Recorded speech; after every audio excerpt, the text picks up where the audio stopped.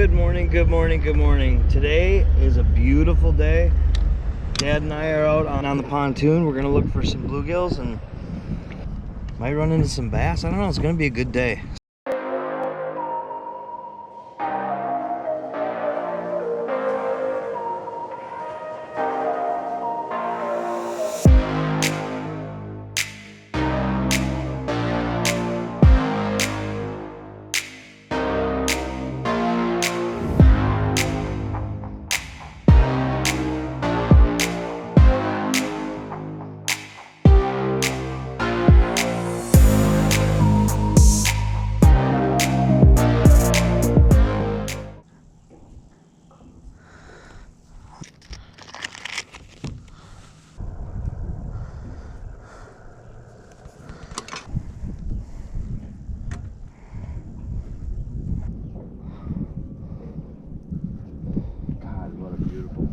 Yeah, no doubt. No doubt.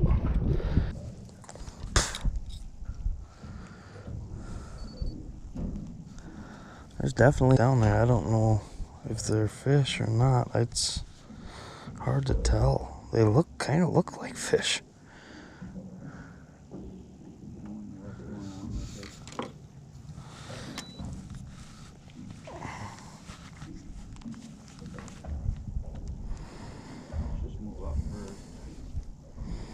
Why does my trolling motor keep coming off of spot lock?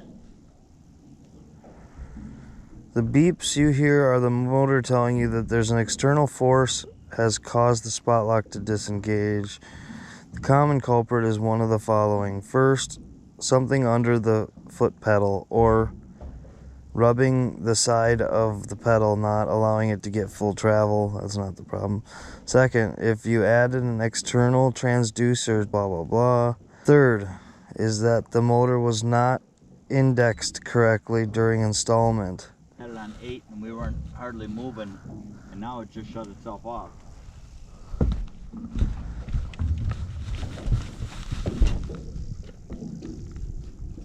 No battery. Holy. Yeah, that sucks. I don't know, would there be? Why would you have anchors if you got spot lock? I don't know, but we literally went into the middle of nowhere. Not marking anything, no. 12 feet.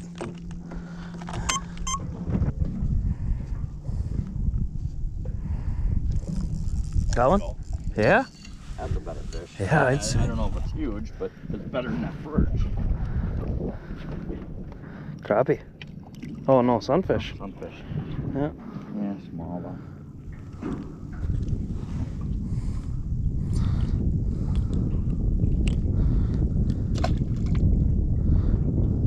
Couple keepers, little ones in there right now.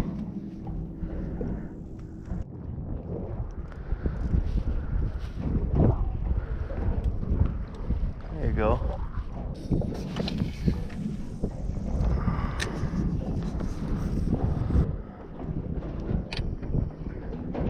Got one?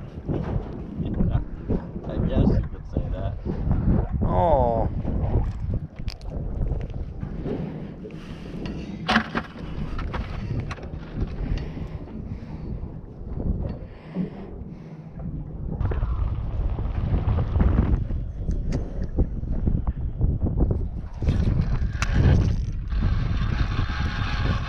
Yep, big gill, I think.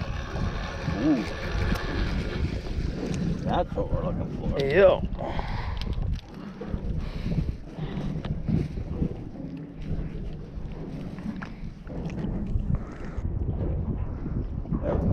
Got him? Oh, I got one too.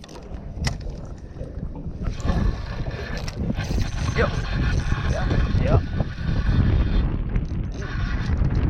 Good one.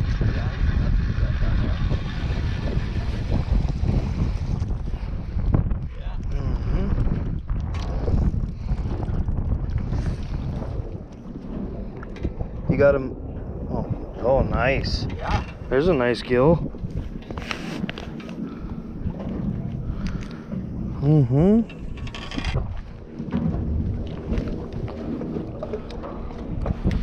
Yeah, that's a nice gill, man. Yeah. Mm-hmm.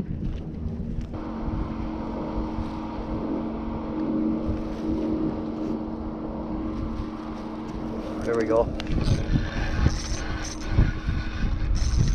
He took it down like a big one. Pull and drag like a big one too. Had me in the weeds though. That's a good one. Maybe they're here now. All right, look at that. That's a nice bluegill. That is. Hand size, pan size. That's what I always say. Got one? Yep.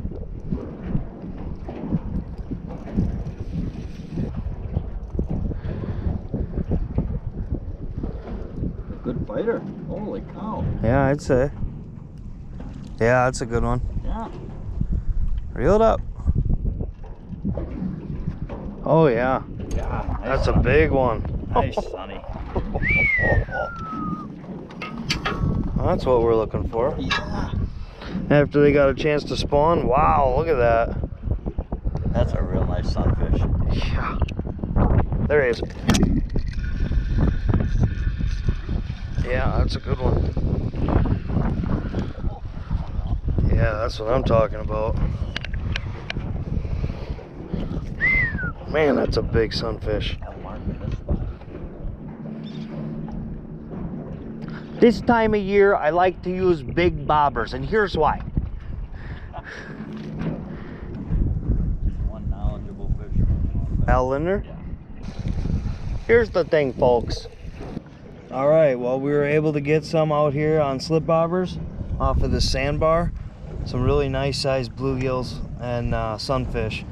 So now we're gonna take you back and do some catch, clean, and cook. All right, so the next thing that we have to do if we're gonna have a catch, clean, cook is clean the fish. So I've got my fish here. Pretty nice haul. Just laid some newspaper down, got some paper towel, thing of water, garbage bag.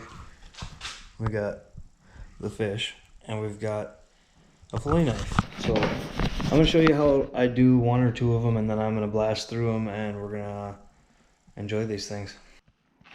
Okay, so this is how I do panfish a lot of the time, not all the time. I have different ways of doing it, but I'm going to show you the way that I do it. A lot of people like to scale their fish and eat them with the skin on, and totally get that. Some people like to fillet, cut the fillet off and whatnot. I'm going to show you how I do them, and I mean, you can do them any way you want, but I just feel like this way works the best for me. So I start behind the fin here, lift the fin up, get way up on the back where the meat starts behind the head, and just cut a little slit straight down to the back of this fin down here. Okay, I'll run that down the belly like this. Turn the fish around, run my knife straight directly down the spine.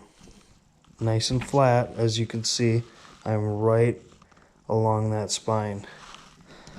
I'm going to run it down until I bump into the ribs, so I can feel the ribs right now. Okay, all of a sudden they're going to run out.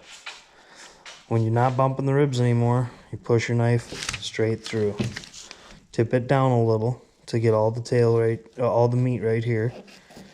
Run the rest of the fish down, cut it off.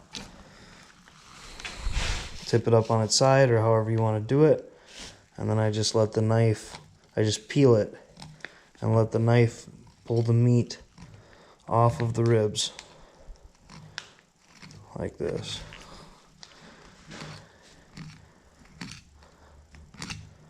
Now once you get it past about the midway, you don't get it cut there real good, past the midway, you can basically pull it off. Use the knife as well, but it basically pulls right off just like that. Ribless, no ribs in there. Ribs are still on the fish. Hear all that? That's about as close as you can get. There might be a little bit of meat on there, but it's about as close as you can get. No mess, no nothing. It's so simple. Flip it over, do the same thing. Cut through the scales. I just use a I don't use a special knife because you can ruin your knife cutting through these scales. So anyway, make my slit down, turn that around here, just like that, down the belly, and then I work right down the spine, nice and flat. Keep it real close. It's not the best lighting. There we go. Keep it real close to the spine. You should be clicking those bones and bumping the ribs. All of a sudden the ribs are going to run out right here. Push your knife straight through. Tip it down. Run the rest of that fish off. All the way. Open the meat up. Open the cut. And just keep running down and just peeling. And just, the knife is just helping you peel it. That's all you're doing. This is a good way to get all the meat off without having to remove the ribs after, because you just ran down the ribs, you know. And when you just peel it like that, look at that. After you do a couple hundred, it gets real easy. Put it that way. Put her in the water. Get her ready for Lake Crisco.